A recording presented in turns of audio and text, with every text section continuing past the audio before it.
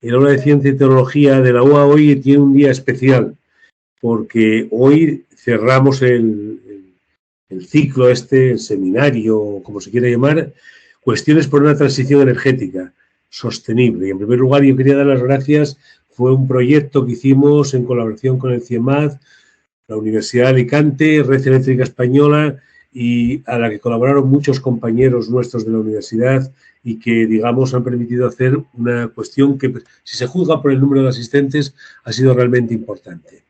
La verdad que desde aquel día, más o menos el 30 de septiembre, hasta hoy, pues hemos ido haciendo 10 o 12 conferencias y que han revisado prácticamente todos los temas, desde alternativas tecnológicas de generación hasta almacenamiento, baterías, acumuladores, vectores energéticos, etcétera, etcétera, etcétera. Y últimamente estamos con el tema de la distribución, de la redistribución. La verdad es que yo sinceramente estoy muy contento y diría que es más, cambio de terno. Dentro de la próxima semana ya tenemos otro tema diferente, que es ni más ni menos que el telescopio espacial solar de James Webb. Y bueno, la verdad es que lo dejo con pena el tema de la energía porque es un tema que me parece muy importante.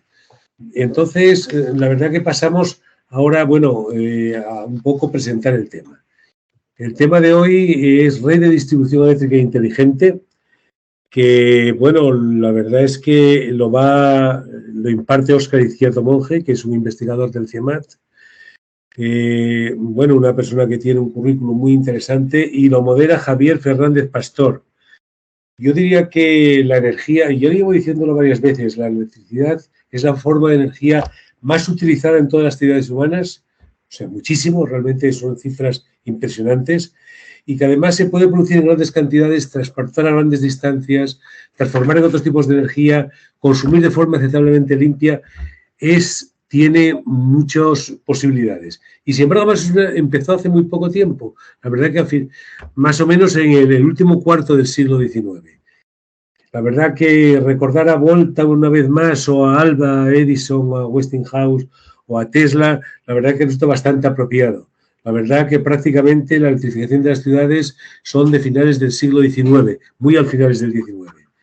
La verdad es que es un mundo importante del cual, como ocurre casi siempre, pues parece que se conoce todo, pero no es tan así. Entonces, yo creo que en este sentido, la conferencia de Óscar Izquierdo, que yo no le voy a presentar su currículum, es solo a la Fernández, la verdad que es un ingeniero industrial por la Universidad de Valladolid. La verdad que, es una persona relativamente joven, lleva muchos años, ya casi 20 años en el CIEMAT, pero lo que me parece más importante es que sigue trabajando en temas muy importantes. Concretamente, cómo se puede coger y hacer que las redes sean inteligentes. Pueden permitir generar, almacenar, cargar, todo ello de una manera y todo ello controlado. Y es curioso, no suele ocurrir casi nunca, pero aquí ocurre, que tenemos la persona que nos va a explicar va a explicarnos cómo funciona esto en el sistema eléctrico español. Pero la persona que modera esto, que Javier Fernández Pastor, curiosamente es un profesor titular del Departamento de Tecnología e Informática, también ingeniero industrial, que es el coordinador del Laboratorio Industrial 4.0. La verdad es que de la Universidad de Alicante, la verdad que a mí me parece que es una persona que encaja muy bien en esta línea. Cuando yo vi el currículum de Javier, me pareció que era una persona que encajaba muy bien. ¿Por qué razón? Porque es un profesor del área de arquitectura y tecnología de computadores que, se dedica a transferir tecnología de este estilo a los temas relacionados con lo que sería eso, las redes. Entonces, a mí me parece que es muy importante. La verdad que su investigación aplica la actualidad del sistema basado en Internet de las Cosas a todo sistema de automatización, de tal manera que incluso hay una empresa de base tecnológica de la Universidad de Alicante, Nose Intelligence, que, se dedica a este tipo de cuestiones. El último cosa que ha hecho, un proyecto que prueba el concepto del diseño de un sistema embebido para generador eólico basado en tecnología de la información, comunicación y control, que aplica tecnologías basadas en el Internet de las Cosas. Como veis, estamos en eso que a mí me parece que es lo que hay que intentar, ir hacia cosas nuevas que arreglen los problemas que existen. Yo no tengo mucho más que decir y quería, sin más, dar la palabra a Javier Fernández Pastor para que presente al ponente. Muchas gracias a todos. Bien, muchas gracias, Salvador. Buenas tardes. Bien, en primer lugar, agradecer a todos los asistentes por su interés y participación en este seminario. Yo voy a introducir al ponente y a continuación ya pasaremos al turno de preguntas. Óscar Izquierdo es, como ha dicho Salvador, ingeniero industrial por la Universidad de Valladolid. Desde 2004 trabaja como investigador en la División de Energías Renovables del CIEMAT. El CIEMAT es el Centro de Investigaciones Energéticas, Medioambientales y Tecnológicas. Las líneas de investigación son los campos de energía eólica, almacenamiento de energía con volantes de inercia y microredes eléctricas.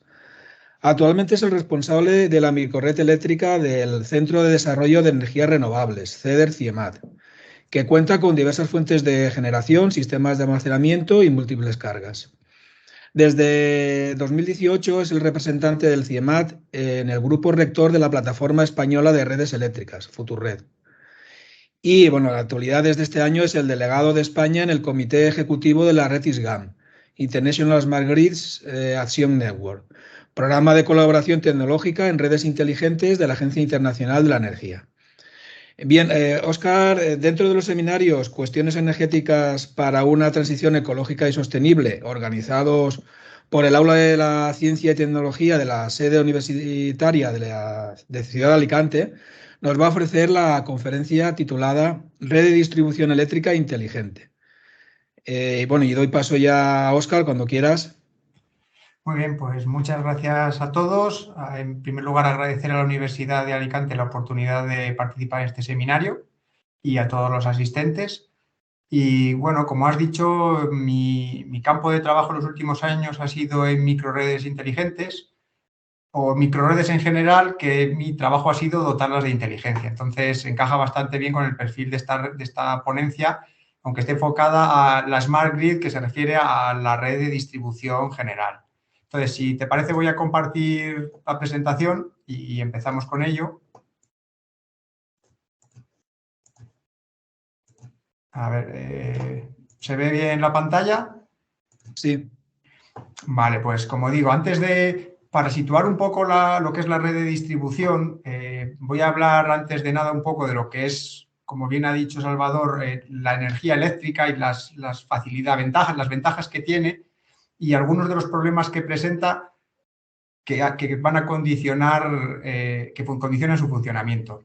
Entonces, luego también quiero englobarlo dentro de lo que es el sistema eléctrico, porque la red de distribución es un elemento más del sistema eléctrico, que va a estar focalizado en el sistema eléctrico que tenemos en España, para que sea más fácil entenderlo.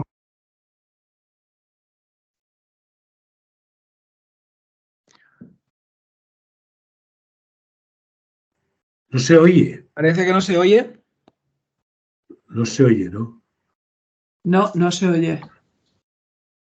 ¿Se ha muteado su micrófono, puede ser? Sí. Sí, pues míralo, está aquí. Óscar, vamos a ver. ¿Ahora sí que me oís? Sí. Ahora sí. Voy a ver, que igual al compartir se me ha ido el sonido. Se te fue, yo creo que apagaste el micrófono. Lo vi apagado. ¿Ahora se me escucha bien? Perfectamente, sigue. Vale, bueno, pues como decía, No toquetees mucho, para que ya sabes de sobra que está ahí el micrófono y lo quitaste, sin querer. Vale, pues no sé lo que me habéis oído, pues no, repito rápidamente. Empieza, antes de hablar de la red de distribución, me gustaría hablar un poco de la energía eléctrica, ver sus características más importantes y luego englobar la red de distribución dentro del sistema eléctrico español, ya que es uno de los elementos fundamentales. Y hablo del caso español porque al final en todos los países desarrollados el sistema eléctrico es muy parecido. ¿Vale? Entonces, para empezar, como ha comentado Salvador, la energía eléctrica es una de las energías más utilizadas por los factores que ha dicho, porque es muy limpia en el punto de utilización, aunque no tiene por qué serlo en el punto de generación, pero donde se utiliza así, lo cual hace que sea muy fácil utilizarla en ese sentido. También es relativamente fácil de generar. Ya veremos luego, cuando hablemos más del sistema eléctrico, vamos a ver los tipos más habituales de generación. También es muy fácil transportarla y transformarla en otras fuentes de energía. Entonces, esto hace que esté ampliamente extendida y sea una de las energías que más se utilizan.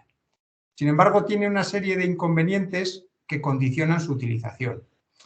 El principal hándicap de la energía eléctrica es que en la actualidad no se puede almacenar a gran escala. Si consiguiésemos esto, estaría resuelto gran parte del problema energético del mundo, porque hay muchos sistemas de generación que no están siempre a pleno rendimiento porque no hay consumo y tampoco tenemos almacenamiento de gran tamaño que permita almacenar esa energía.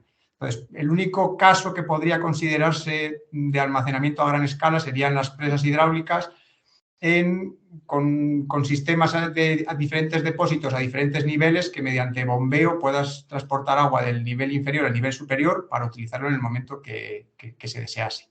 Pero salvo este caso no hay un almacenamiento a gran escala con una tecnología madura, aunque es cierto que gran parte de los recursos actuales de investigación de fondos europeos, fondos españoles, van orientados a eso, a la mejora o al desarrollo de nuevas tecnologías o a la mejora de las ya existentes para mejorar este almacenamiento, ¿vale? Además, tiene dos inconvenientes para su uso, que son que la energía debe ser consumida en el mismo momento en el que se genera y además la cantidad de energía eléctrica generada tiene que ser exactamente igual a la cantidad de energía demandada en cada instante. Esto es una de las cosas que dificulta el funcionamiento del sistema eléctrico en general, ¿vale? Por ello, los operadores de la red tienen que garantizar este equilibrio entre generación y consumo, ya que si hay un desequilibrio va a dar lugar a lo que llamamos un apagón, que se puede producir por dos fenómenos, no solamente porque haya más consumo que producción, que en este caso parece lógico que se produzca el apagón porque no hay suficiente generación para satisfacer el consumo, pero también puede producirse en el caso contrario. Si la producción es superior al consumo, se puede provocar un apagón por la aceleración de los generadores que producen la electricidad. Esto es una situación que en sitios, pues en un país conectado con otros es difícil que ocurra, pero en sitios con redes débiles, aisladas o en islas, pues puede llegar a producirse con cierta frecuencia. Como comentaron en la ponencia anterior, la compañera de Celéctrica, la interconexión entre los países hace que estos riesgos de apagón disminuya sustancialmente, ya que la gestión de la energía entre los diferentes países puede compensar de unos sitios a otros. Y en este entorno es donde aparecen las redes de distribución inteligentes que deben de contribuir al equilibrio tanto de la red de transporte como de las redes locales de distribución. En la actualidad, los operadores de red están estudiando diferentes soluciones técnicas, ya que hay una modificación en las fuentes de generación que tradicionalmente, como veremos, ha estado muy centralizada. Había muy pocas fuentes, muy pocos sistemas de generación concentrados en unos puntos concretos, pues centrales térmicas, hidroeléctricas, nucleares, pero en la actualidad hay mucha más diversificación, están más descentralizados, más distribuidos, debido sobre todo a la introducción en el sistema de las energías renovables, como la eólica, la fotovoltaica. Entonces, vamos a ver el sistema eléctrico tradicional, que es el que ha habido en España pues hasta hace 15, 20 años, y vamos a ver luego cómo en el sistema eléctrico actual las redes de distribución están empezando a tener inteligencia para mejorar la eficiencia de este sistema y aumentar su rendimiento.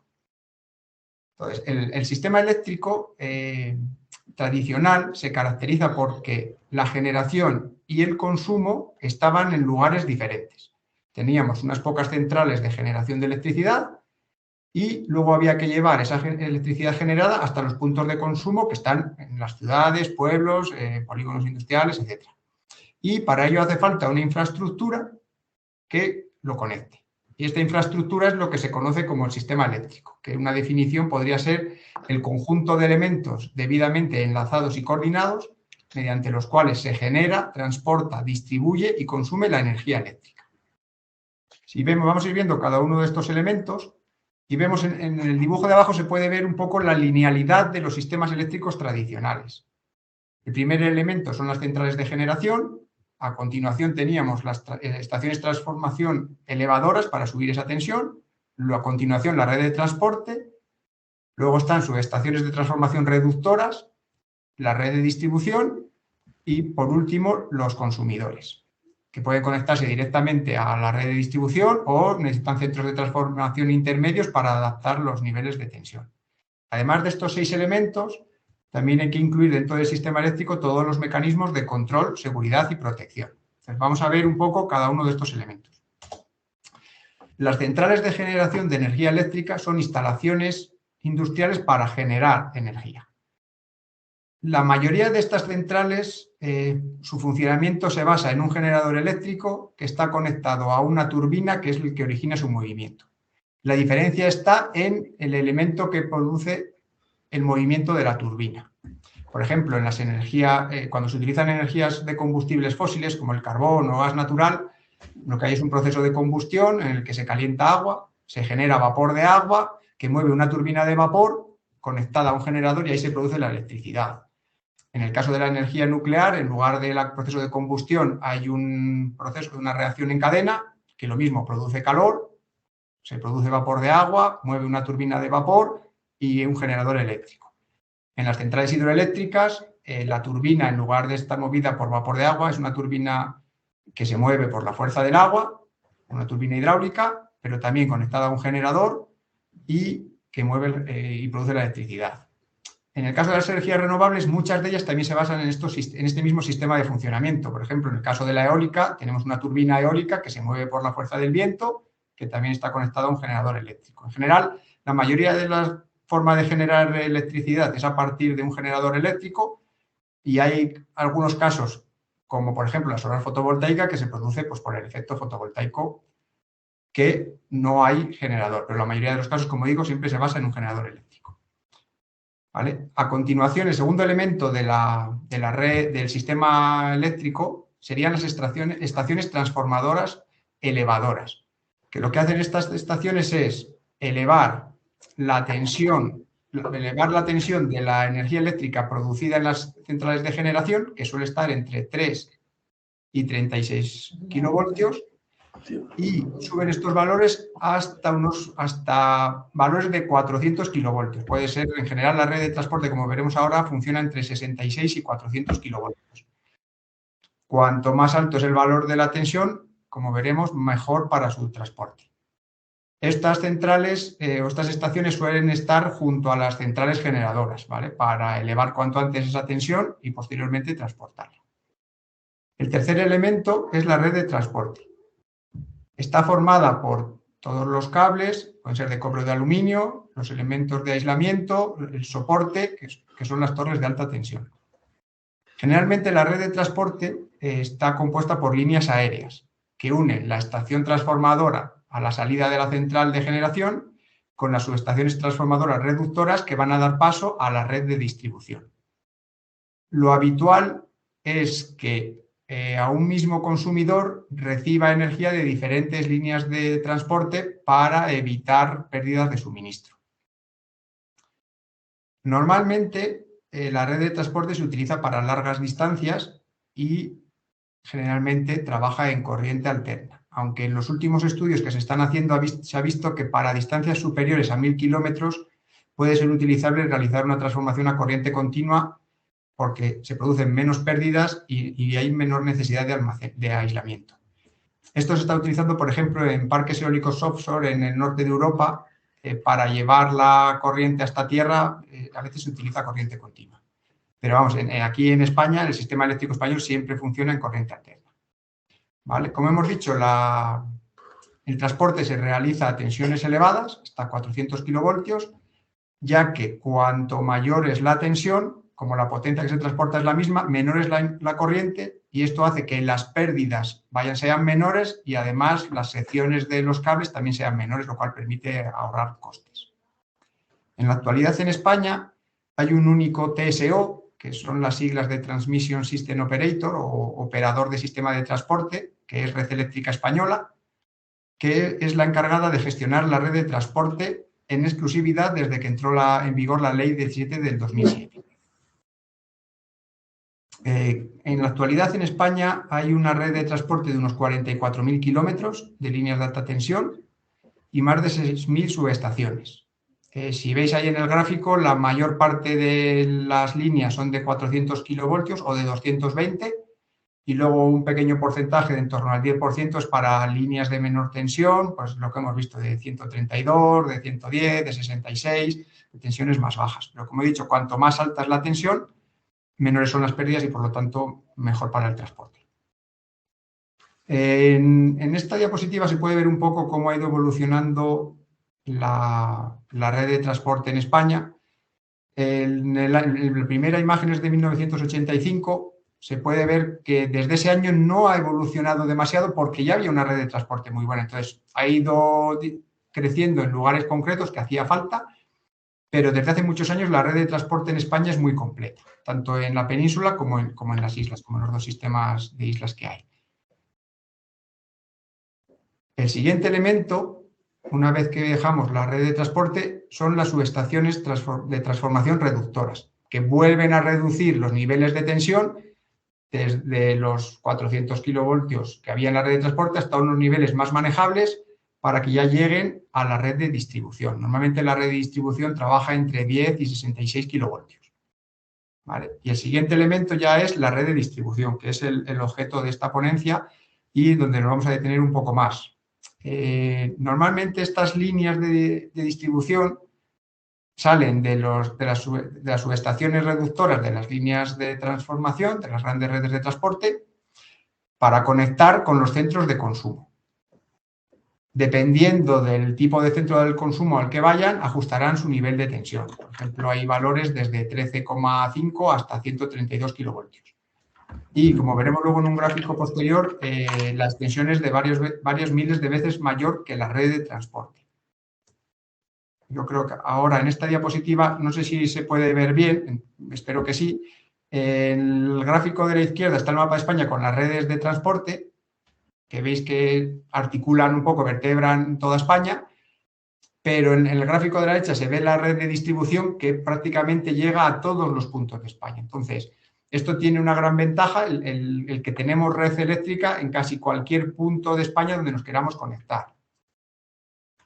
Tiene un pequeño inconveniente, no es un inconveniente como tal, pero ha impedido que igual se favoreciese el desarrollo de energías renovables a nivel individual, pues porque es muy fácil llevar la red eléctrica hasta cualquier punto. Entonces, no es necesario instalar sistemas propios renovables para abastecerte porque es muy fácil conectarte a la red. Entonces, no es que sea un inconveniente, pero ha sido un impedimento para favorecer el desarrollo de energías renovables a pequeña escala, como ha ocurrido en otros países más extensos, donde la red de distribución no era tan amplia como aquí, pues como ha podido ocurrir en países como Estados Unidos o en países con muchas islas, como en Grecia, que sí que ha tenido un desarrollo hace más años los sistemas de generación renovable a nivel individual que no en España. A la red de distribución se pueden conectar, o en la actualidad se están conectando sistemas de generación más pequeños que las centrales de generación que hemos visto anteriormente, pues como ejemplo centrales fotovoltaicas, parqueos eólicos, pequeñas centrales de biomasa. Y el hecho de que se estén conectando todas estas centrales de menor tamaño es lo que está llevando a que haga falta una inteligencia para su gestión, porque se está dificultando mucho el sistema. Antes había solo unos pocos centros de producción que distribuían la electricidad para consumir en todo el país, pero ahora cada vez hay más centros y esa gestión de todos estos centros es lo que hace que haya que dotar de inteligencia a la red de distribución para que funcione de una manera eficiente. Hemos visto antes que hay un único TSO en España. Sin embargo, DSOs o Distribution System Operators, operadores de sistema de distribución, hay casi 300. ¿Vale? Hay 4 grandes empresas distribuidoras que veremos ahora. Hasta el año pasado eran 5, pero desde este año son 4. Y en total hay 29 millones de contratos de electricidad en España. Las empresas de distribución, en la actualidad en España, son 4, había 5 el año pasado. Lo que pasa es que Energía de Portugal, EDP, que veis en rojo, ha absorbido o ha comprado a Viesgo, entonces ahora ya solo son 4. Y cada una están distribuidas un poco por zonas geográficas. Como veis, ahí está la distribución entre Energía de Portugal, Unión Fenosa o Naturgy, Endesa y Iberdrola.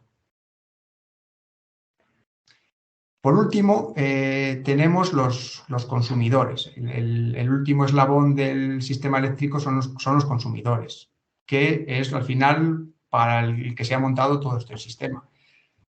El nivel de tensión al que se va a conectar cada consumidor va a depender de su consumo. Por ejemplo, el sistema del tren de alta velocidad está conectado directamente a la red de transporte porque necesita unos niveles de tensión muy altos y consume mucha energía. Luego hay grandes fábricas que se conectan directamente a la red de distribución, adaptando el nivel de tensión. Y por último, las pequeñas industrias, los consumidores domésticos, se conectan directamente a la red de baja tensión, que se origina a partir de una estación que transforma la tensión de la red de distribución a unos niveles de consumo más bajos, pues que son los 240 voltios o 400 voltios que tenemos en casa o en las industrias habitualmente.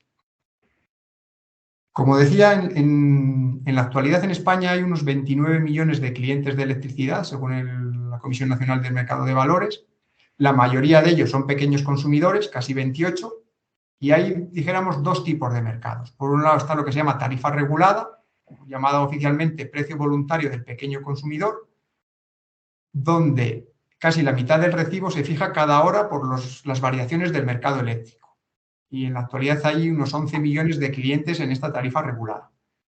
Las 4 grandes distribuidoras que hemos visto están obligadas a ofrecer este servicio. Y luego, por otro lado, tenemos las tarifas de mercado libre, en las que las compañías fijan un precio que los clientes aceptan libremente y generalmente es ligeramente superior al precio de la tarifa regulada. Lo que pasa es que no está sometido o no depende de las variaciones del mercado, con lo cual es un poco como ocurre con los préstamos a precio fijo y a precio variable. Pues, siempre es un poco más caro lo fijo porque te da la confianza de que es algo fijo. Y en este caso hay unos 17 millones de clientes. Por último, los grandes consumidores, las grandes industrias, todas ellas están en el mercado libre y aproximadamente pues, son 1 millón de clientes. En el año 2009, el gobierno liberalizó el mercado de la electricidad y aprobó una ley que prohíbe que las empresas desarrollen a la vez distribución y comercialización de referencia y comercialización en el mercado libre. O sea, una misma empresa con el mismo nombre no puede realizar estas 3 funciones. Y esto es lo que ha permitido a los clientes elegir con qué comercializadora pueden trabajar. Desde los últimos años están surgiendo muchas comercializadoras, hay muchos anuncios porque cada una te ofrece unos servicios diferentes a raíz de esta modificación que hubo en la ley. Como digo, hay que tener una separación muy clara entre las comercializadoras de referencia, que tienen obligación de suministrar la tarifa regulada, de las comercializadoras que muchas veces son de los mismos grupos empresariales que ofrecen la electricidad en el mercado libre. Pues un poco el resumen de las grandes distribuidoras y comercializadoras de España sería este, ¿vale? Dentro del grupo de energía de Portugal, la comercializadora de referencia es Basser y luego está Redes, con el grupo Naturgy está Unión Fenosa Distribución y la comercializadora reguladora del grupo Naturgy. Con Endesa está E-Distribución y Energía 21 y con Iberdrola pues está IDE y la comercializadora de último recurso de Iberdrola. Además, hay otras comercializadoras como Repsol, que se ha metido fuerte en este negocio en los últimos años, que ya casi tiene 650.000 clientes, y luego hay otras que me temo que no podéis ver en la presentación, a ver si no me deja bajar la barra, pero como La Luz o Fenie o diversas que se pueden ver habitualmente publicidad de ellas para tratar de llegar al mercado.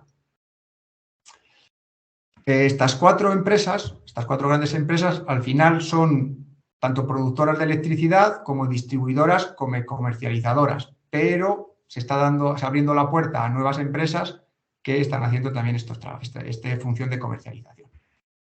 Y hasta aquí es lo que sería el sistema eléctrico tradicional, el que ha habido en España, lo que he dicho, pues hasta los últimos 15, 20 años, donde ya hay una penetración cada vez mayor de energías renovables y hay unas necesidades de modificarlo para poder integrar estas renovables y poder gestionarlo de una manera eficiente.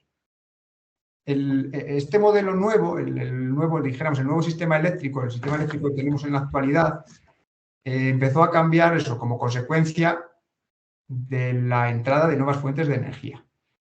Y el cambio, la principal motivación para el cambio son los motivos medioambientales, ya que se está intentando sustituir las fuentes de energía llamadas tradicionalmente convencionales, pero a mí es un término que no me gusta, yo creo que hay que hablar de fuentes de energía contaminantes, que se están sustituyendo por las energías renovables, que siempre se han llamado energías alternativas, pero que para mí ya no son una alternativa, sino que son una realidad, que es las que hay que hablar. Cuando se habla de energía hay que empezar a hablar de energías renovables ya casi quitándole el apellido, porque la energía tiene que ser renovable. Y las fuentes de energía no renovables son las que hay que darles el apellido de contaminantes. Entonces, las energías renovables, como sabemos, son limpias e inagotables. Entonces, este es el punto en el que surge la idea y el comienzo de una implantación de una red de distribución inteligente que permita integrar estas energías renovables, y aquí es también donde entran las microredes eléctricas inteligentes, que son pequeñas redes eléctricas conectadas a la red de distribución con sus sistemas de generación y almacenamiento que pueden gestionar su consumo de electricidad. Como vemos, este sería el esquema del sistema eléctrico actual, que en contraposición con el lineal que teníamos tradicionalmente, hay una mayor comunicación entre todos los elementos, y la principal diferencia, la principal característica es que hay un sistema de gestión de la energía, lo que se llama el EMS, el Energy Management System, que recoge información de tanto los sistemas de generación como los consumos, como los posibles sistemas de almacenamiento que hubiera. Ahí se recoge toda la información para gestionar la producción y el consumo de la manera más eficiente posible. Entonces, si vemos las principales diferencias entre un sistema y otro, el sistema eléctrico tradicional se caracterizaba, como ya hemos comentado, porque hay muy pocos generadores de electricidad, pero de gran tamaño, frente a la gran cantidad de generadores de menor tamaño distribuidos por todo el sistema que hay en el sistema eléctrico actual. Además, los generadores del sistema eléctrico tradicional eran muy controlables, puesto que dependían de unas fuentes de energía que yo tengo almacenadas, sé la cantidad que tengo, cuánta puedo utilizar, puedo ajustar la producción perfectamente al consumo, y era una gestión bastante sencilla. Sin embargo, en la actualidad, los sistemas de generación son variables. Pueden tener una variabilidad muy alta, como ocurre en el caso de la energía eólica, en el que el viento depende de la velocidad del viento y este puede cambiar de bastante rango de velocidad en pocos segundos, o de la energía, en el caso de la energía solar fotovoltaica, pues va a depender de la radiación solar, que también tiene variación, no en una medida tan grande como el viento, pero bueno, en caso de que haya una nube, pues, o varias nubes, pues puede reducirse la generación y yo no puedo controlarla. Entonces, son generadores variables. Y por último, la última gran diferencia está en el flujo de potencia. El flujo de potencia en el sistema tradicional es unidireccional, pues siempre va desde los generadores hasta los centros de consumo a través de las redes de transporte y distribución, pero en el sistema actual, el que tenemos actual y en el que se está desarrollando para el futuro, este flujo de potencia es bidireccional. Ya no hay un flujo solo de las centrales de generación hacia el consumidor, sino que los consumidores pueden instalar sistemas de generación y consumir su energía de estos sistemas y el excedente verterlo a la red de distribución. Esto hace que, al haber muchos pequeños productores, se dificulte mucho tanto el control del sistema como el control de los parámetros de la red. Puede introducir efectos negativos en la red, que es lo que se está tratando de solucionar para facilitar la integración cada vez mayor de sistemas renovables de pequeño tamaño.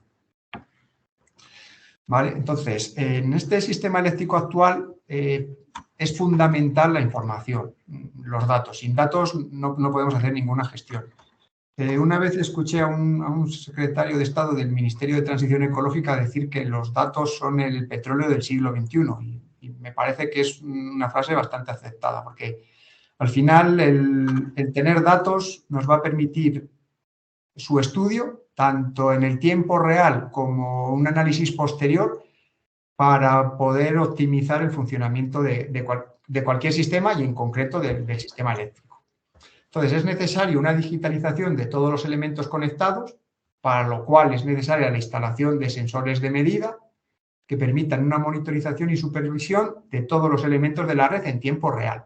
Es decir, que yo tenga un dato de cada uno de los elementos con una frecuencia determinada, que dependiendo para qué lo vaya a utilizar, pues será mayor o menor. Puede que me sirva con un dato cada 10 segundos o que necesite un dato cada milisegundo para controlar determinadas cosas. Todo esto no sería posible sin el gran desarrollo que han tenido pues elementos como las comunicaciones máquina-máquina, Internet de las cosas, la inteligencia artificial, Machine Learning. Todos estos elementos contribuyen a que se pueda dotar de inteligencia a la red, tanto a la red de distribución como a la red de transporte, como a las pequeñas redes que puedan generar los consumidores. Y eso, a partir de toda esta información y de los datos en tiempo real, como he dicho, podemos tomar decisiones instantáneas en función de los valores instantáneos, de los valores en tiempo real, y se puede hacer un análisis a posteriori de los datos que vaya almacenando para procesos futuros e implantar automatizaciones en función de las decisiones que yo tome. Vamos a hablar un poco de cómo han ido evolucionando los diferentes elementos del sistema eléctrico, y el primero que hemos visto eran las centrales de generación. Si veis en esta tabla se ve cómo ha ido evolucionando desde el año 1990 hasta el año pasado los diferentes centrales de generación que hay instaladas en España. Como resumen, podríamos decir que ha habido un incremento brutal de las energías renovables, pues de no haber nada en 1990 a haber casi 45.000 megavatios instalados.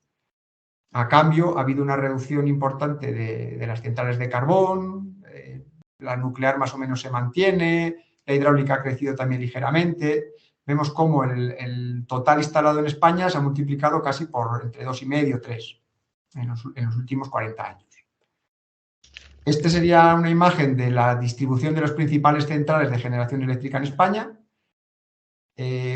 Todos los puntitos azules, azul verdoso, son energía eólica, que vemos que hay gran cantidad de ellos en la zona de, sobre todo Galicia, en la zona de Tarifa y en regiones de Aragón y de Castilla y León. Aquí en Soria, por ejemplo, hay muchísima generación, que hace 25 o 30 años no existía ninguna de estas centrales.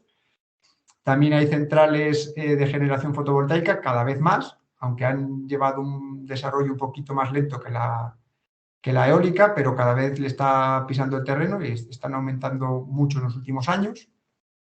Y a cambio, lo que hemos dicho, pues las centrales más tradicionales con combustibles fósiles pues están desapareciendo. Por ejemplo, en el 2011 existían 21 centrales de carbón y actualmente quedan 4 y ya hay planes para desmantelarlas porque no son competitivas fundamentalmente, aparte de que sean más contaminantes. ¿Vale? Las centrales, bueno, aquí se ve un poco la evolución de la generación con carbón, cómo ha pasado de casi 55 gigavatios hora, 55.000 gigavatios hora a menos de 5.000 en los últimos 30 años.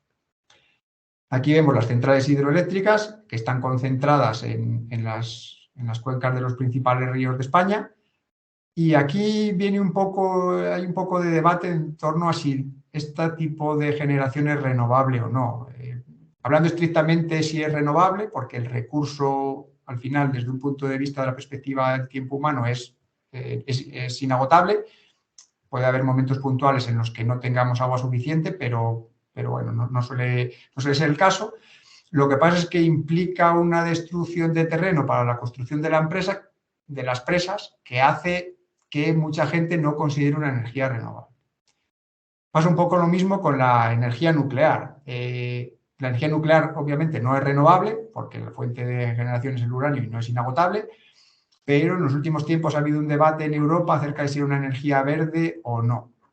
Pues, si se ve desde la perspectiva de la emisión de gases de efecto invernadero, sí que es verde, dijéramos, porque no emite, pero desde el punto de los residuos no lo es. Entonces hay defensores y detractores de todo en ambos lados. En España llegó a haber 7 centrales nucleares, en la actualidad quedan 5, algunas de ellas tienen 2 reactores. Como veis ahí, pues podéis ver las principales, las que hay actualmente.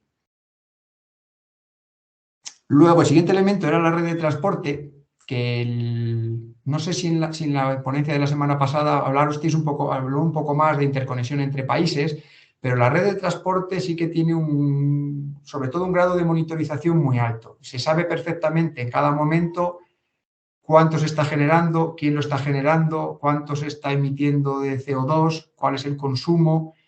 Tiene está bastante digitalizada. Hay un control bastante alto de lo que pasa en cada momento. Por ejemplo, este es un dato de cuando empecé a preparar la ponencia en diciembre. Pues a las 2 del día 21 se ve que hay 13.864 megavatios de renovables y 21.700 de no renovables. Se puede entrar en esa hora concretamente y podemos ver cuánto corresponde a cada uno de los diferentes sistemas. Pues hay eólica, nuclear, la fotovoltaica se ve que es solo en el periodo central del día cuando hay sol, lógicamente, o otros tipos de generaciones. Y si entramos ya en cada uno concreto de estos, pues se puede ver el porcentaje que representa respecto del total, las emisiones de CO2, etc. Pues este es el caso de la hidráulica, que eran 2.319 megavatios, es el 9% en esa hora justa, y obviamente no emite CO2. O el ciclo combinado, que vemos que eran 11.886, que representa el 24% casi de la generación total de ese día a esa hora, y tiene unas emisiones de 4.398 toneladas de CO2, que es más de la mitad del total de las emisiones. ¿Vale? Por último, vamos a hablar ya de lo que es la red de distribución inteligente, lo que se denomina Smart Grid. Hay dos retos que son los que han hecho o que han fomentado el desarrollo de esta red inteligente. Por un lado está la integración de las fuentes de generación de origen renovable en la red y la necesidad de gestionar de una manera más activa la demanda. Esto hace que sea necesario desarrollar tecnologías y sistemas cada vez más flexibles que favorezcan el desarrollo de estas redes inteligentes. Entonces, una definición de Smart Grid podría ser una red bidireccional que integra de manera inteligente las acciones de los usuarios que se encuentran conectados a ella con el fin de conseguir un suministro eléctrico seguro y sostenible. En esta definición tenemos marcadas dos palabras que son bidireccional e inteligente y vamos a hablar un poco de ellas. En primer lugar, es bidireccional, por lo que hemos hablado antes, porque ya no solo las centrales de generación van a llevar la electricidad hasta los consumidores, sino que un consumidor se puede convertir en productor. Yo instalo en mi casa unos paneles fotovoltaicos, voy a consumir parte de esa electricidad, pero salvo que instale también un sistema de almacenamiento que dificulta bastante el funcionamiento en mi casa, voy a tener que verter mi excedente a la red de distribución. Entonces, ahí es donde me convierto en productor. Aquí ha surgido, ya se usa desde hace varios años, el término prosumer, que es un anglicismo que viene de mezclar productor y consumidor, productor y consumer en inglés. Y luego, el que sea inteligente implica la utilización de tecnologías de la información y de la comunicación. Pues en España en los últimos años se ha llevado un gran trabajo de reemplazo de los medidores o de los contadores de electricidad que había en todas las casas por medidores inteligentes o smart meters. Estos medidores permiten realizar mediciones telemáticas para conocer el consumo en tiempo real y van a proporcionar una información muy útil tanto a la compañía de distribución como al usuario, porque el usuario antes de estos contadores no tenía información acerca de su consumo en casa, solo tenía lo que le venía en la factura de la luz. Y a partir de ahí pues, podía extraer muy pocas conclusiones, pero ahora con el acceso a estos medidores inteligentes puede conocer sus patrones de consumo y tomar decisiones en función de su comportamiento, de ver cómo está consumiendo la electricidad, a qué horas y, sobre todo, de su capacidad de adaptación, porque la utilización de las energías renovables, como hemos dicho, la generación es variable y hay que intentar adaptar el consumo a la generación. No podemos utilizar energías renovables pensando de la misma manera que consumimos las energías contaminantes o tradicionales que hemos visto, porque cuando yo estoy conectado a la red de distribución y tengo una fuente de generación a partir de gas natural, yo puedo consumir cuando quiera sin ninguna restricción. Si instalo una placa fotovoltaica en mi casa y voy a comportarme de la misma manera que antes, voy a tener un rendimiento muy bajo de esos paneles fotovoltaicos. Tengo que intentar adaptar mi consumo a los picos de generación del panel para optimizar el funcionamiento y luego ya verter el excedente en los momentos de menor generación. Pero si no hay esa adaptación, hay que cambiar esa mentalidad, va a ser muy difícil la implantación, sobre todo a nivel doméstico. Bueno, a nivel general no se nota la diferencia, pero a nivel doméstico sí que es muy importante. Entonces, estos contadores, como digo, son muy útiles, van a permitir una toma de decisiones tanto de las empresas de distribución como de los consumidores, pero hacen que la gestión de la red sea mucho más difícil. Y esto es lo que hace que haya que dotar de inteligencia a la red para poder facilitar su funcionamiento. Entonces, voy a enseñaros también el acceso que hay a los contadores inteligentes para que veáis los datos que se pueden ver en ellos y cómo podemos tomar decisiones en función de esa información. Hasta ahora, hasta hace unos años, la única información que teníamos era la que nos facilitaban con la factura de la luz. En el gráfico de la izquierda se ve el consumo que mandan en la misma factura, que es o del último año o de los últimos 2 años, en los que se ve cómo en los diferentes meses hay diferentes consumos. Ahora las distribuidoras hay aplicaciones que permiten ver los consumos, como en el gráfico de la derecha, que es el periodo de un mes. Vemos el consumo cada día. Y desde hace poco tiempo, desde que se han implantado estos sistemas de medidor inteligentes, tenemos acceso a mucha más información, que es la que vamos a ver a continuación. Entonces, cuando nos conectamos al contador inteligente, por ejemplo, es mi contador inteligente. Me conecté el sábado 18 de marzo para preparar la presentación. Entonces, nada más entrar, te aparece tu gráfico diaria por horas del día anterior. Entonces, pues se ve como por la mañana el consumo es muy bajo, hasta las 8 en este caso, que es la hora a la que nos hemos levantado. Luego te vas a trabajar, ves el comportamiento cuando llegas a casa a la hora de comer y como por la noche hay otro pico y luego ya va a volver a bajar. Entonces, esta información es muy útil, no solo para mí, porque yo puedo pensar en modificar mi contrato, mis consumos, para tratar de reducir en la medida de lo posible la factura, sino también para la empresa de distribución, porque esta información ellos pueden manejarla, introducirlo en programas de inteligencia artificial para predecir mi consumo en función de diferentes parámetros y adelantarse a la demanda, poder generar en función de la demanda que van a tener. Bueno, además de esta información, pues podemos ver el periodo por meses, se puede ver también por días, de otra manera, otro gráfico. También otro factor que se puede ver que es muy importante es la potencia máxima demandada. A la hora de contratar con la empresa de distribución la factura, el contrato de electricidad en casa, hay que fijar una potencia. Lo habitual son 4,4 kilovatios, el siguiente nivel creo que son 3,3.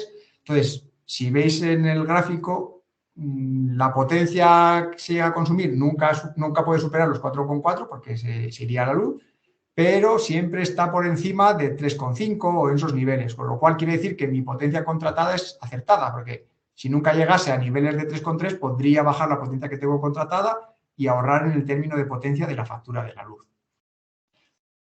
Vale, por último, otra cosa que ofrece el contador, aunque no es del todo cierto, son las medidas en tiempo real.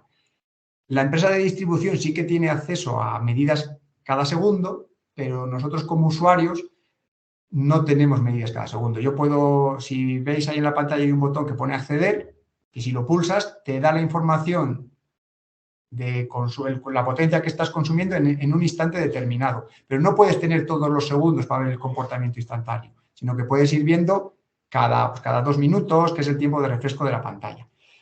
Esto desde un punto de vista doméstico puede no tener más trascendencia, pero un punto de vista de microredes inteligentes, que es la parte que se focaliza mi trabajo, es muy importante tener los datos cada instante, porque cuando integras sistemas de generación variables, como hemos dicho, con sistemas de almacenamiento y con consumos, tienes que saber los valores en cada instante para adoptar unas estrategias u otras. En función de lo que pasa en un instante, tomo decisiones inmediatas para mejorar la eficiencia de mi sistema.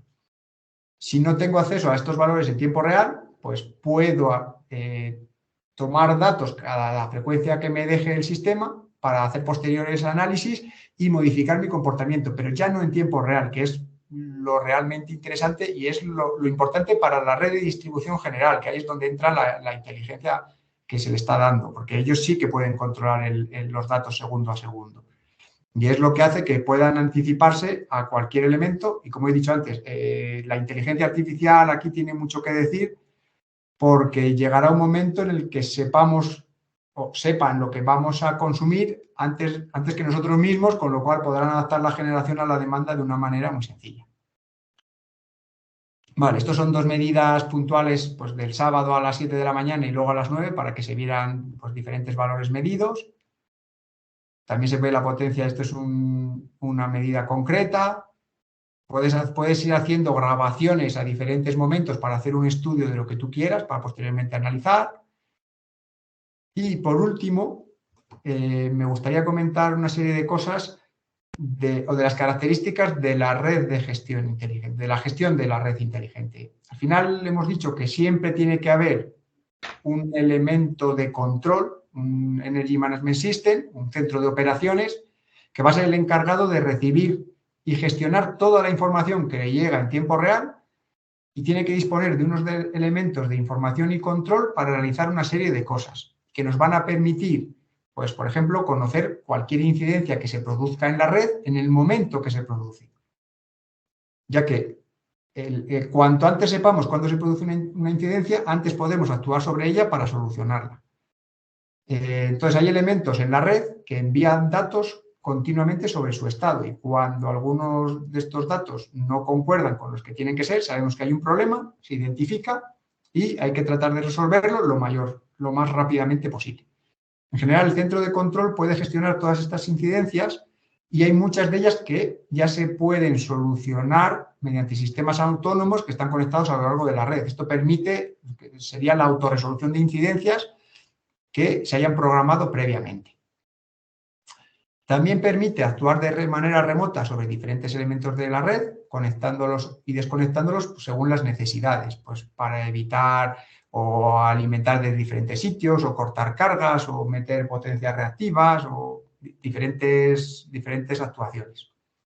Además, con los datos proporcionados por estos Smart Meters, podemos crear patrones de consumo lo más ajustados posibles a las necesidades de los usuarios de la red y realizar estudios de gestión energética muy concretos, muy focalizados, para ajustar al máximo la generación con el consumo y mejorar la eficiencia y ahorrar energía. Entonces, las Smart Grids y los contadores inteligentes permiten al usuario, como concepto más importante es eso, que permiten al usuario el conocer en tiempo real la energía que estoy consumiendo, a qué precio la estoy consumiendo y puedo tomar decisiones para ver si quiero consumir en ese momento o puedo cambiar el momento en el que yo consuma. Entonces, yo creo que la tendencia actual es a que cada vez se están desarrollando más tecnologías de información y comunicación que facilitan estas cosas, hay más sensores que facilitan también estas cosas, con lo cual vamos a ir aumentando la inteligencia de la red a pasos agigantados en los próximos años, hasta conseguir un control total de la red. Y con esto es un poco lo que os quería contar.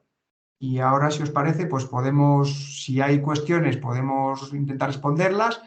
Pero me parece que también es interesante que si hay gente que quiere compartir sus experiencias o crear un debate, no solo preguntas y respuestas, sino el compartir experiencias o contar opiniones, pues es enriquecedor para todos, para mí el primero.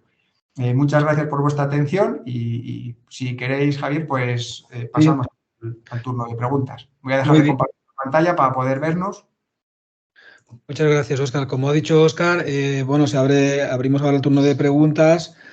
Y bien, si tenéis alguno de vosotros, yo me estoy reteniendo porque tengo cosas que preguntar y que contar, pero bueno, entiendo que también, ¿no?, los que estáis participando y ahora aquí en el chat o bien a través de la cámara, vuestra cámara, como queráis, podéis iniciar pues todas estas cuestiones, ¿no?, que se han planteado. Comentarios, experiencias y se abre la mesa redonda. ¿Sí? A ver si llegan por aquí. A ver si no sé si estoy poniendo en el chat.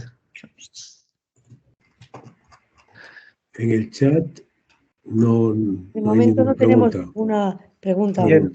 Óscar, el acceso a la información del contador inteligente, esa información, ¿qué te lo da? ¿La distribuidora o tú te conectas a tu contador inteligente a través del número CUB que te tienes que registrar? ¿O cómo es la captura de esos datos? Vale. Sí, mira, el proceso para conectarte, yo tengo Iberdrola, trabajo con Iberdrola, tengo contrato con Iberdrola y entrando en una página de Iberdrola con el número que han hecho, el CUB, el DNI del titular y poco más, te registras y ya tienes acceso en tiempo real al contador.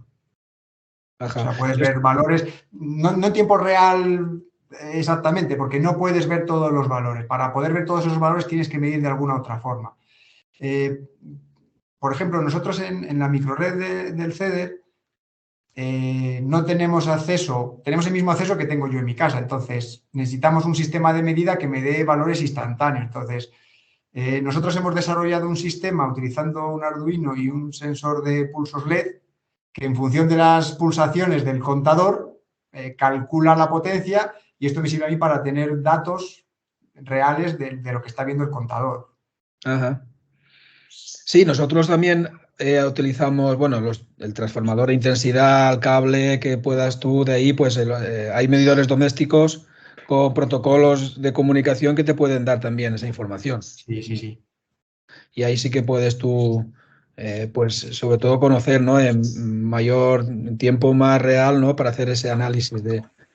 Sí, en casa, a nivel doméstico, pues, puedes poner desde un analizador de red, que por 300 euros puedes comprar uno con TCP/IP que te permita ver valores en un ordenador conectándote con él, o con 2 pinzas amperimétricas y un Arduino, pues por 60 euros tienes también un sistema para obtener valores de potencia, tensión y corriente en tiempo real. Sí. Y en cuanto a la figura del prosumidor, porque claro, el consumidor pasa a ser prosumidor, porque ahora nos parece que, bueno, el auge de las placas solares o la promoción de este tipo de instalaciones, incluso las grandes que ya están ofreciendo, pues tienes un tejado, pues ponte tu propia instalación. Ahí el papel del prosumidor en estas microredes, ¿qué será? ¿Pasivo? ¿Podrá ser activo? Es decir, ¿podrá aliarse en comunidades energéticas? ¿O simplemente recibirá una oferta de la compañía, tiene sus placas y, ¿sabes? No sé ahí Yo creo si habrá ese ahora, teclado. sí, hasta ahora a nivel individual existe la figura del autoconsumo. Cuando yo instalo placas fotovoltaicas en mi casa, que mientras estoy consumiendo la energía que yo genero, pues me autoabastezco, y cuando no, el excedente lo vierto a la red y la red me descuenta los kilovatios hora que yo haya vertido en ella, sin llegar a cobrar, nunca llego a cobrar. El concepto de comunidades energéticas también existe, también desde hace poco tiempo, para grupos de usuarios en los que puedes instalar un sistema de generación de mayor tamaño, que vas a tener mayor eficiencia, y los excedentes también los puedes verter a la red, y el funcionamiento yo creo que de momento es el mismo. Tiene que tender hacia que las empresas de distribución compren esa electricidad, no solo que descuenten, pero de momento yo creo que va más por el autoconsumo que no por la venta. Y como, o sea, no somos vendedores de electricidad, sino que somos autoconsumidores, que nuestro excedente lo damos a la red y la red nos lo descuenta del pago en nuestra tarifa. Pero va más por esa línea, aunque tiene que tender a lo contrario, lo que has dicho tú, a que yo pueda, igual me interesa no consumir mi propia electricidad porque en ese momento la puedo vender más cara, y puedo utilizar un sistema de almacenamiento y consumir en momentos en los que la electricidad sea más barata, que me sale mejor no venderla. Entonces, por ahí va a dar lugar también a muchas posibilidades de negocio o de forma de gestionar tu energía tanto a nivel doméstico como en pequeñas comunidades. Ajá. Bueno, José Ángel pregunta, ¿la gestión del consumo de todos los usuarios finales permite que diferentes distribuidoras intercambien energía entre ellas, o cada operador es autónomo con sus clientes? Al final, que lo lleva la electricidad a tu casa, tú contratas con una comercializadora, pero la distribución, como hemos visto a gran escala, las distribuidoras están definidas por zonas geográficas. Entonces, la distribución la hace la distribuidora, pero luego la comercialización la hace otra empresa que te trae la electricidad de la empresa de distribución que hay en tu región.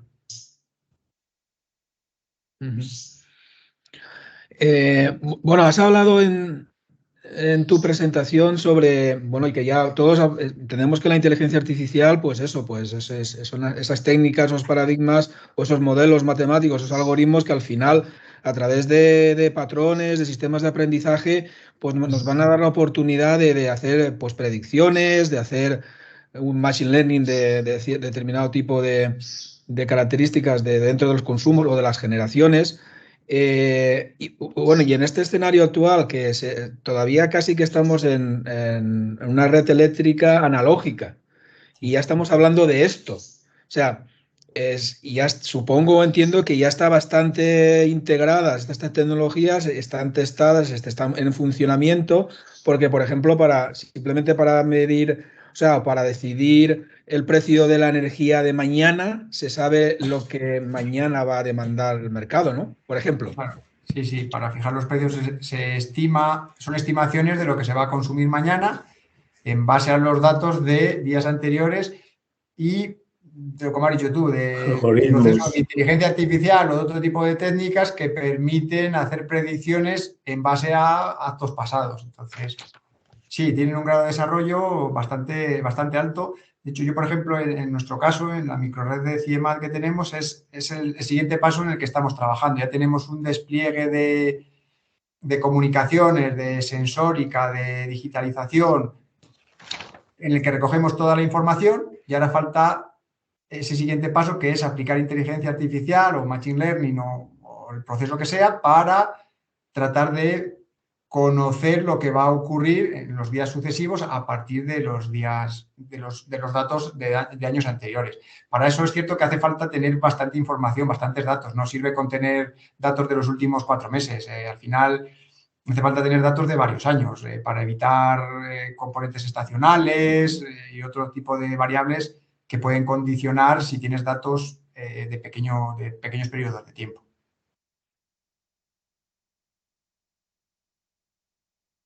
No te escucho, Javier, ahora. Bien, perdona. David Moreno pregunta, ¿la información que el contador genera, cómo, por dónde se envía?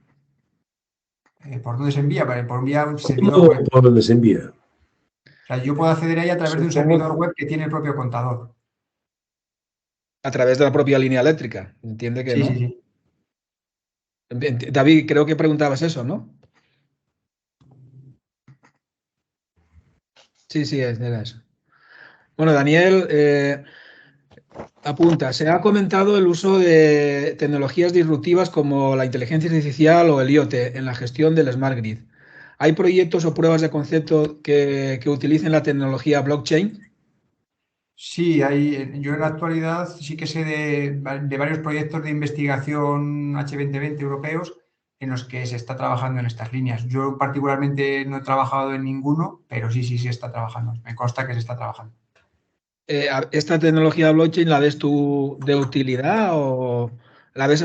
Porque, a ver, el blockchain lo que trae son los smart contracts. Es decir, el modelo que yo he visto en estos proyectos es que bueno, dentro de unos años, con tu coche eléctrico, que además será por sumidor, tendrás tus placas, tu coche eléctrico podrá también conectarse a la red y en un momento dado la red podrá utilizar, pues tendrás un smart contract con tu compañía en la que tú como prosumidor, que además conoces tus consumos y firmas mi curva es esta de consumo, pues vas a tener esa parte ¿no? Proactiva, ¿no? Sí. Utilizando. Y esta tecnología, bueno, esta como esta que es el blockchain, parece ser que va a estar ahí, una de las utilidades, ¿no? De facilitar, ¿no? Este intercambio o estos contratos inteligentes entre distintos actores, ¿no? De esta cadena de valor, ¿no? Del mercado. Sí. No sé qué opinas. Sí, estoy totalmente de acuerdo. Al final es una tecnología que junto con la inteligencia artificial tiene que fomentar el desarrollo de la inteligencia en la red, que va a facilitar su gestión. Y en este boom que hay ahora de tantos parques fotovoltaicos, Sí. en los que cada parque en sí ya es una pequeña microred, entiendo, o es un nodo que se conecta a la red. Cada parque sería una central generadora de electricidad, más que una microred, porque al final no tiene elementos de consumo y de almacenamiento, sino que solamente genera para verter, dependiendo del nivel de potencia, puede conectarse directamente a la red de distribución y si no a la red de transporte. Ahí no hace falta, vale, ahí ya es los datos de generación que esa parte inteligente ya la maneja la red en la red, Red eléctrica. Sí. red eléctrica en la que está ubicada. Sí, la inteligencia de la red de distribución se refiere más a la parte de consumidores, porque la parte de generación, lo que hemos dicho, a nivel generación grandes centrales, está muy controlada, muy conocida por Red Eléctrica. Las dificultades en la gestión y en el control surgen en la integración de pequeñas fuentes de generación tanto a nivel particular como pequeños parques, pues lo que se denominaban los huertos solares, que se hablaba hace unos años, hasta 100 kilovatios, pues si yo pongo en mi casa, todas esas pequeñas fuentes de generación son las que son muy difíciles de controlar y exigen un conocimiento y una medida de todos esos datos para poder controlarlo de manera eficiente, ¿no? Me pregunta, bueno, aquí están participando alumnos que tengo en la asignatura relacionadas precisamente y estamos viendo ahora estos temas, ¿no? Bueno, ellos interesados en todo lo que se está hablando y me preguntan en qué profundizarían o qué niveles.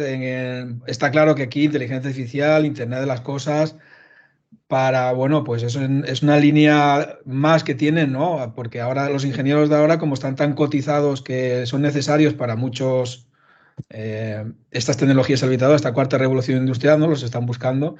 ¿Qué destacarías tú, ¿no? Que pudieran ellos, por ejemplo, para estar en el CIEMAT? Sí, Y pues ser mira, investigador. en el muy corto plazo y en el corto plazo, para mí es fundamental el tema de las comunicaciones. El poder comunicarte con diferentes equipos, el saber cómo acceder a un panel, al inversor de un panel fotovoltaico, al inversor de un aerogenerador, al regulador de unas baterías, todo ese proceso de comunicaciones que hace que al final es el IoT, el que puedas tener datos y control sobre cada uno de esos elementos. Ese es el muy corto y el corto plazo. O sea, yo veo que hay una necesidad de gente que sepa comunicarse con equipos, utilizar un software, programar en el lenguaje que sea para leer los valores de un equipo y trasladarlos hasta el centro de control. Eso es fundamental. Y un poco más adelante, el camino va hacia el saber programar y gestionar inteligencia artificial. Una vez que ya tengamos los datos, el utilizar esos datos para hacer los análisis que nos permitan mejorar la red. O sea, en el corto plazo comunicaciones y en el largo plazo predicción, llamémoslo con inteligencia artificial, blockchain, machine learning, lo que sea, la programación que sea. Al final va todo es, o casi todo es programación más que otro tipo de conocimiento. Entonces, yo creo que yo en mi caso soy ingeniero industrial y creo que la ingeniería industrial me sirve de base para la parte eléctrica, pero hace falta la formación en comunicaciones para la parte de IoT, dijéramos. Pues sí, en realidad es que nos has dado una alegría porque estamos viendo una asignatura que se llama Comunicaciones y además estamos profundizando en lo que has comentado. Así que los alumnos que estén escuchando, pues ya sabéis, a darle fuerte. Sí, sí, todo un reto por delante, ¿no? Me Sí, imagino. En el campo de estudio y de conocimiento es impresionante oíros hablar y el futuro, ¿no? De las jóvenes generaciones, ingenieros y esa hibridación de diferentes, ¿no? Ingenieros y de otro tipo de campos donde, bueno, sumen al conocimiento y se haga una realidad, porque estabais hablando de cosas que verdaderamente uno empieza a pensar que, bueno, que las soluciones no están tan lejos. El conocimiento es lento o el avance de la ciencia, pero creo que con todo lo que Óscar ha dicho, yo veo como esperanzas de que seremos capaces entre todos de responder a las demandas de los usuarios, de no desbordar los precios como estamos absolutamente desbordados, increíble, las empresas, los usuarios y luego, pues, eso, fuente, como decía, ¿no? Los datos es que es todo para poder controlar y almacenar y tener conocimiento y saber cómo actuar a mí. Me ha parecido fantástico, Óscar, oírte.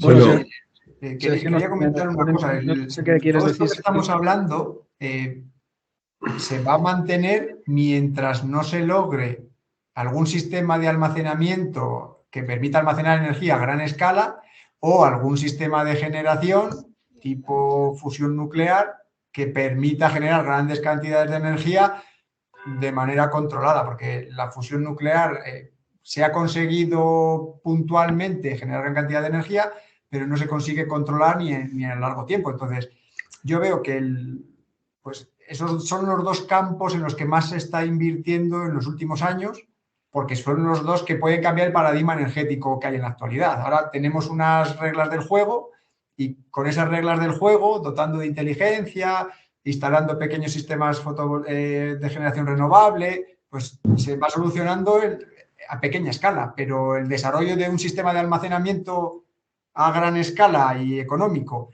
o una fuente de generación cambian las reglas del juego. Cambiaría todo completamente, pero hasta que no se alcance eso, que no parece que vaya a ser algo a corto plazo, pues vamos a seguir con las mismas reglas.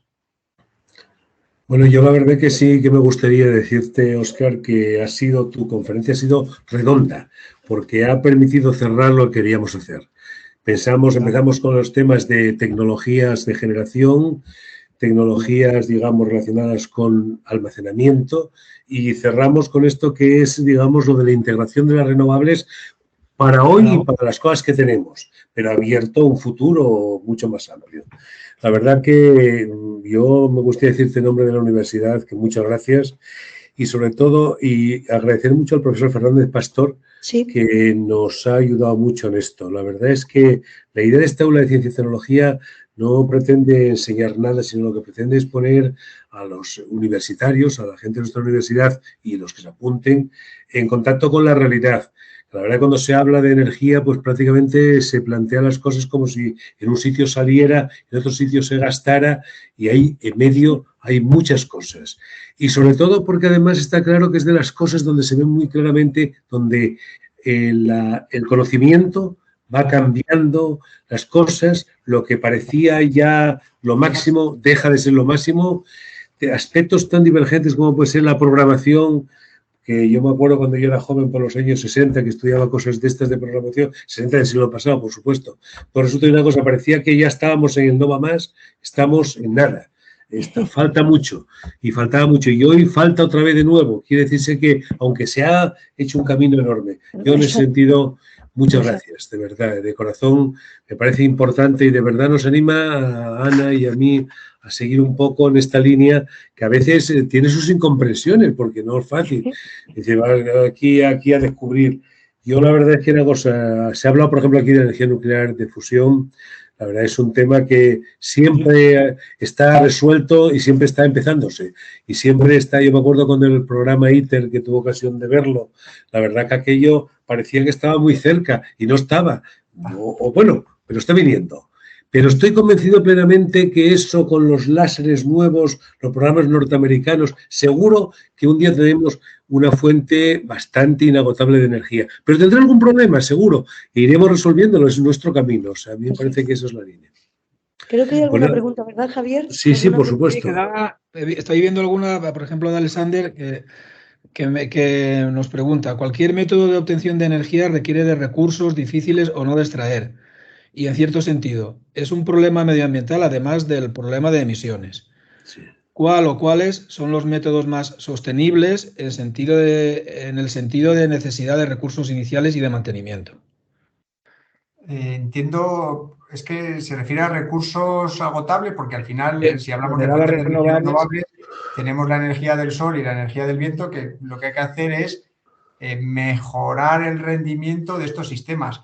Hemos hablado antes, que se hablaba de energías alternativas, porque cuando se empezó con las energías renovables hace 30, 40 años, pues se presentaban con una alternativa pequeña a los sistemas tradicionales, los sistemas combustibles fósiles. Entonces, no hay que perder de vista de que el grado de desarrollo, la madurez tecnológica de las energías renovables no ha alcanzado su cenit. O sea, no podemos comparar los procesos de combustión de carbón o de gas que llevan funcionando 150 años con unas placas fotovoltaicas o con un aerogenerador que su desarrollo ha sido los últimos 35 o 40 años. Entonces, más que el problema del recurso, que el recurso está ahí y solo hay que saber aprovecharlo, hay que ver cómo rentabilizar de la mejor manera posible para sacar la mayor energía tanto del sol como del viento, porque está ahí. Porque no y cubriría una parte, bueno, cubrirían todas nuestras necesidades energéticas sin ningún problema, entre el sol y el todas.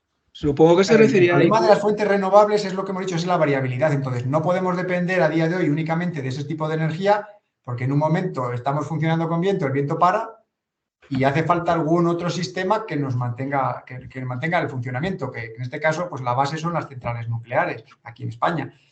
pero hace falta centrales de gas, otras centrales de cogeneración para los momentos puntuales en los que no tengamos viento, porque puedes instalar toda la potencia que quieras para cubrir 100 veces la demanda, pero si luego no tienes el recurso, pues nosotros, por ejemplo, esta semana aquí en la microred que tenemos instalado energía fotovoltaica, energía eólica, y suelen ser energías complementarias, pero no siempre es así. Hay momentos puntuales en los que no tienes ni una ni tienes otra.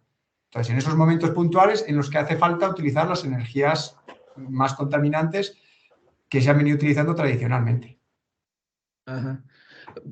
Posiblemente tienen apunte en que el método de fabricación de las placas, pues ese balance energético siempre va a ser más positivo, ¿no? que otra cosa, porque no es como antes, ¿no? Que posiblemente decía, no, es que para fabricar una placa fotovoltaica con el rendimiento que da, pues ahí hay un gasto también, ¿no? Pues eso ha ido mejorando Sí, lo que pasa es que, hombre, el rendimiento de las placas, antes unas placas monocristalinas buenas tenían un rendimiento en torno al 15% y ahora se llega a valores ya de más del 20%. Entonces, con el paso de los años, lo que he dicho, el grado de madurez va aumentando y cada vez se obtiene más rendimiento. Y luego hay una cosa que se hace que yo no sé hasta qué punto está bien hecha. En las energías renovables sí que tenemos en cuenta los procesos de fabricación de los elementos. Y en las otras no. Las contaminantes no, solo vemos, no. O sea, solo consideramos la contaminación por la producción de electricidad, pero la construcción de una central térmica contamina muchísimo. Mucho, sí. Entonces, en la renovable sí que se considera, pero en la tradicional, en la contaminante, no se suele considerar. Entonces, yo creo que eso tampoco es tirarnos piedras contra nuestro tejado los que trabajamos en la... Es hacernos trampa. Sí. Por ejemplo, el ejemplo claro es en la biomasa, la combustión de biomasa tiene una serie de emisiones y se juega con el CO2 que absorbe esa biomasa durante su vida antes de ser utilizada. Entonces, ahí el balance de emisiones también se considera nulo, ¿no? Pues, nulo, claro, sí. Bueno, pues no claro, es... cada uno puede enfocar los datos una vez que tienes datos, tú los puedes manejar para que digan lo que tú quieras. Entonces, claro. Lo que hay que ser es consistente y utilizarlo siempre en la misma dirección. No podemos, para lo que queremos, llevarlo por un lado y para otra cosa llevarlo por la otra. Entonces, hay que ser consistentes. Bueno, Sergio dice que el uso de las energías renovables también depende de la localización del país. ¿De la? Localización geográfica. Y bueno, pues, obviamente, sí, porque al final condiciona la climatología, que es lo que nos va a dar. Pero bueno, al final... unos países tienen un recurso y otros países tienen otro, porque se puede pensar que España es un país privilegiado porque tiene unas condiciones de radiación solar muy altas, pues seguramente de los más altos de todos los países con un grado de desarrollo elevado que tiene energías renovables.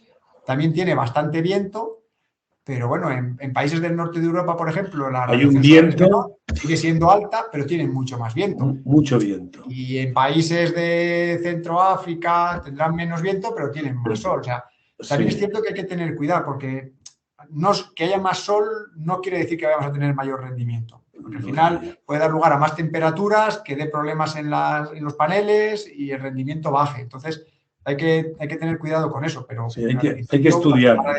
Mejor. Y cada país pues tiene sus recursos. Otros países tienen más recursos hídricos, con lo cual tienen más centrales hidroeléctricas.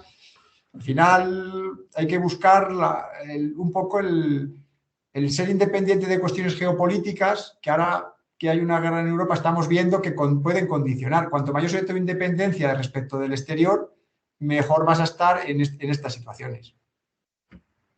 Sí, es lo que al final añade Sergio, ¿no? El clima y también económicamente, ¿no? Depende del nivel del país, aspectos ya de este tipo. Óscar, ¿el CIEMAT es visitable? Sí, pues iba a decirlo antes de acabar. Nosotros yo estoy en el CEDER en Soria y tenemos eso, pues tenemos una microred que ya tiene un cierto grado de inteligencia, queremos darle más, pero ya tiene.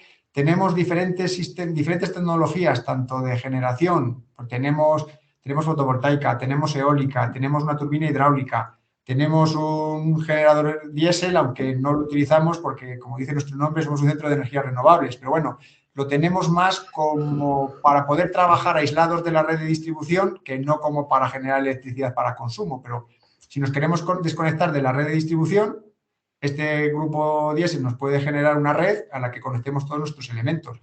Y luego tenemos muchos sistemas de almacenamiento y estamos ampliando. Tenemos baterías, pues desde hace muchos años, de plomo ácido, tenemos baterías de litio ferrofosfato, estamos instalando ahora unas baterías de níquel, manganeso, cobalto. Queremos instalar, tenemos un volante, tecnologías de volante de inercia que vamos a instalar también ahora, estamos trabajando en ello. Tenemos almacenamiento a largo plazo en geotermia. Queremos montar también supercondensadores. O sea, mi idea es que la microred del CEDER sea una demostración de todos los sistemas que podamos de generación y de almacenamiento. Y tenemos muchas visitas, sobre todo de cerca de aquí de Soria, tanto de colegios. Ahora hay un programa de divulgación en el que van a venir todos los colegios de la provincia de Soria, pues no sé, me acuerdo si es sexto de primaria y segundo de la ESO o cuarto de la ESO, pero también vienen muchas universidades. Pues todos los años tenemos visitas de la Universidad de Navarra, de Madrid vienen de la Complutense, vienen de Juan Carlos I, de la Universidad de Valladolid.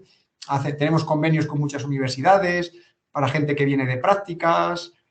Entonces, sí, estamos abiertos a visitas. Dentro de la página del CEDER se puede contactar con la persona responsable, ella se pone en contacto con vosotros y os facilita todo para que vengáis a hacernos una visita cuando queráis. Muy bien, muchas gracias. A nivel Soria hablo, a nivel CIEMAT, Madrid es más complicado y es cierto que igual puede resultar más interesante para visitar las instalaciones de Soria porque al final es donde tenemos el espacio. En Madrid son más oficinas, pero los elementos de demostración igual están más en Soria porque hay más espacio. Entonces, hay muchas cosas interesantes para ver.